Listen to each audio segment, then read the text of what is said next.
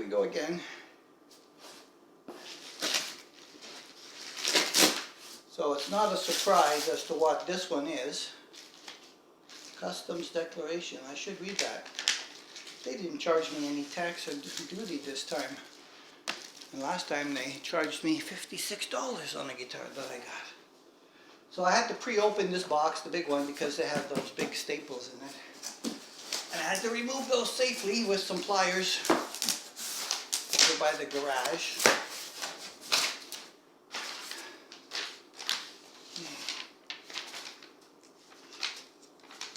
Oh, they sent me a coloring book as well. Isn't that nice?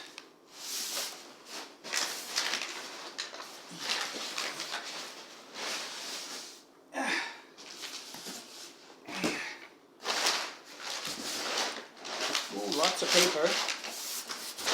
So, good job of packing. Nice, thick paper. The only thing is that it stopped the box from rolling around. But the box was up against the outside. If I was doing it, I would have put it around both sides of the box and stuck it in the middle. Okay, so right off the bat, we have to say that this guitar is a B stock, and that's the main reason I bought it. Is because it was B stock, it was cheaper, because I never ever thought of myself ever wanting to buy a guitar with a Floyd Rose type bridge on it, because I've seen things about them in the past and I'm thinking, oh my God, that's so complicated. Don't want to be anywhere near that. Just hate those things. So I've hated them from afar.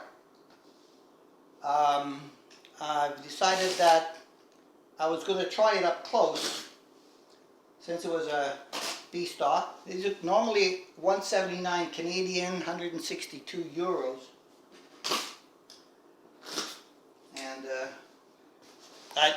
they said it doesn't affect playability, so I'm assuming it's going to be cosmetic of some kind, hopefully. So I thought I'd try it up close and see if it's as bad as I thought it was. The thing is that, you know, back in the 60s, somebody scared the hell out of me on a motorcycle when I was on the back of it. And I had the same opinion. I hate motorcycles, but I'd never operated one myself. So in my 40s, I decided to give it a try, and I love it. So I'm thinking, will I continue to hate this, or am I going to learn to love it?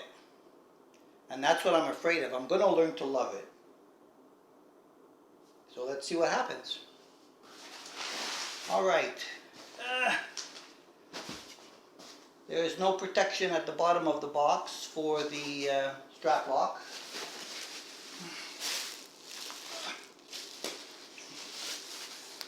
So that got bounced around quite a bit.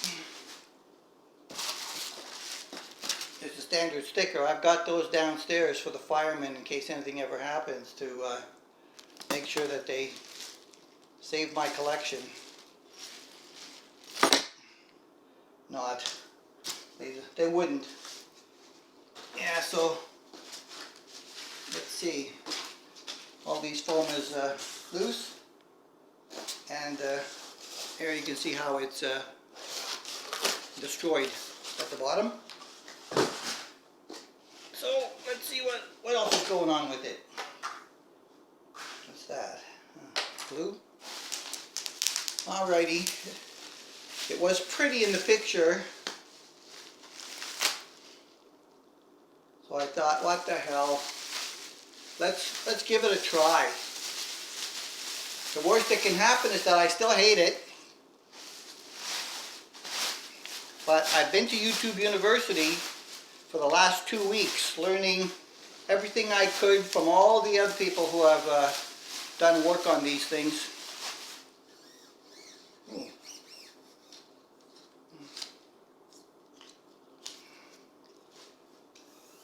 Not too bad, not too bad. Needs a touch. What's this? Check the buy, blah blah, quality inspection.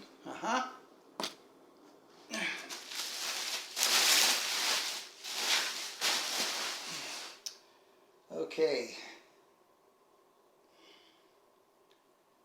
So the pole pieces on the pickups are all slugs. Maybe they're larger than usual. Okay, the bridge is not set up properly, according to what everybody said. The plate here is supposed to be parallel to the body, so that's not done. The action height is very high. Out of the box, the action height is quite high. The plate is not parallel. It needs to be brought up. That could be because of string tension, but I don't think so, because according to everything that I've learned in theory, that needs to be adjusted properly. And then you do the tuning.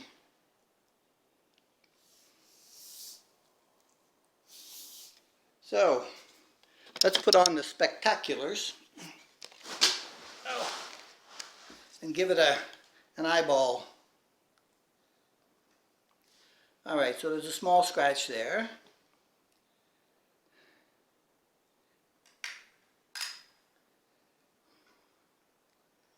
Ooh.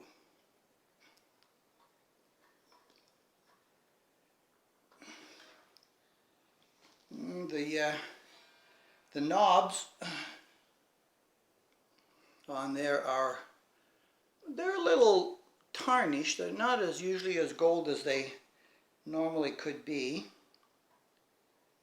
Let's see, the pots turn okay.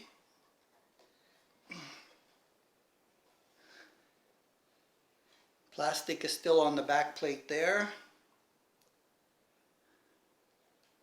There are 3 springs. Standard small block.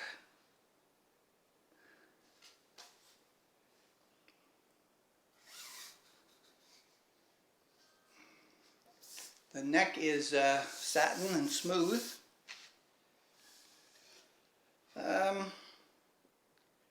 Don't really see a lot in the way of bad stuff on it.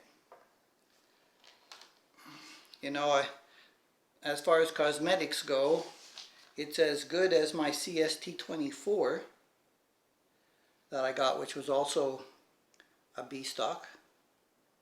Harley Benton by Floyd Rose Bridge.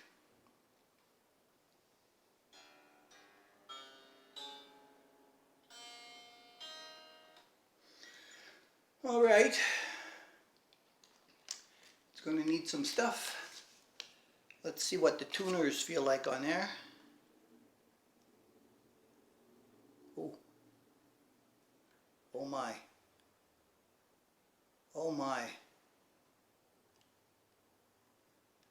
This E-string tuner has almost a full half a turn of slop. Doesn't do anything.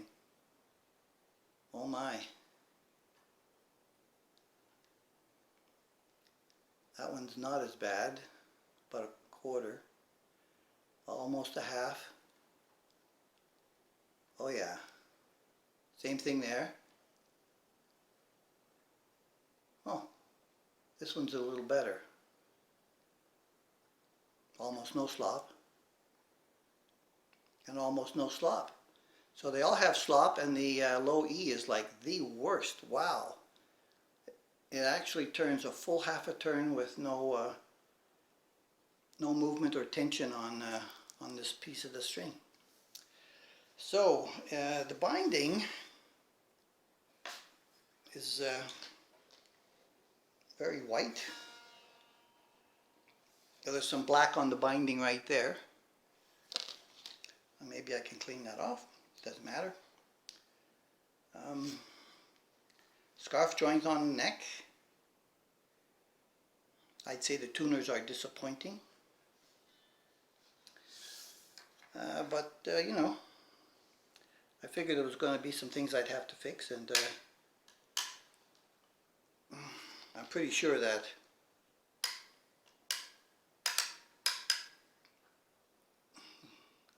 these are going to be some of those things. I'm hoping the pickups on this will play well. They're not Roswell according to what's on there. There's absolutely no marking on it whatsoever. The frets are tarnished a slight bit, which I also expected. The ends are not terrible, but they do need a little bit of a touch-up. I'll just run that along there. Did I get all the wrenches?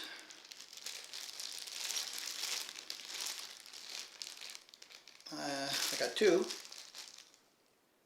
And it looks like it takes, I thought they said it took 3. The small one's definitely for the saddles, to be able to adjust intonation. So, alright, that's the opening of the box part, and we'll have to put it on the table. The sticker from the truss rod cover is already torn up a bit. I didn't do it. I'll end up taking that off anyway. Let's see what the relief is close to where it would be, but once I get some tension on it, it would be too much. I'll have to make an adjustment on that. In playing position, that feels pretty good. Sits kind of nice there on the leg. The bridge looks nice.